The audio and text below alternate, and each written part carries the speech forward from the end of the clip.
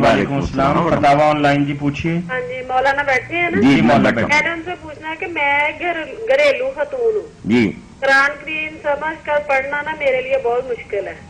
जी जी तो आप क्या मैं सिर्फ तलावत कर सकती हूँ? कुरान और सुन्नत की रोशनी में बताएं कि कुरान पाक का हक अदा हो जाता है ऐसे? मेरी बहन, आप घरेलू खातून भी हैं तो बहुत अच्छी बात है। घरेलू खातून ही हर खातून को होना चाहिए। बात तो यह कि अगर तो आप पढ़ लिख लेती हैं, अल्लाह ने इतना इल्म आपको दिया, फिर तो आपके लिए ज़रूरी है कि आप ज़्यादा ना तिलावत करें, कुरान मजीद ख़त्म करने की कोशिश ना करें, थोड़ा कुरान मजीद पढ़ लें, मगर उसका तर्जमा तफसीर पढ़ें। बेशक एक ही सफ़ा रोज़ पढ़ लिया करें, कुरान का हक तो अदा होगा तब। पढ़े आदमी सही, समझे, उस पर अमल करे, ये तीन चीजें होंगी तो फिर मेरी बहन असल कुरान पढ़ने का हक तो ये है। कुरान पाक में जो अल्लाह ने तिलावत का लफ्ज बोला ना, ये अहले इल्म लोग ही बैठेंगे यतलूना हक्का तिलावत है, तिलावत करो, उतरो माहिया।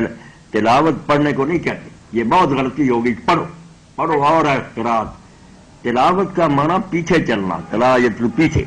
अल्लाह कहता जो जो पढ़ते जाओ उसके पीछे चलते जाओ। कहा गया कि नमाज अदा करो, पढ़ लिया, चलो इस हुक्म के पीछे। हुक्म हो गया झूठ ना बोलो, लग जाओ इस बात के पीछे। ये है जिसको कहते हैं कि वो लोग अमल करते हैं जैसे अमल करने का हक, यत्तबी हक्का इत्तिबाए, जैसे जैसे कुरान मोड़ता जाता।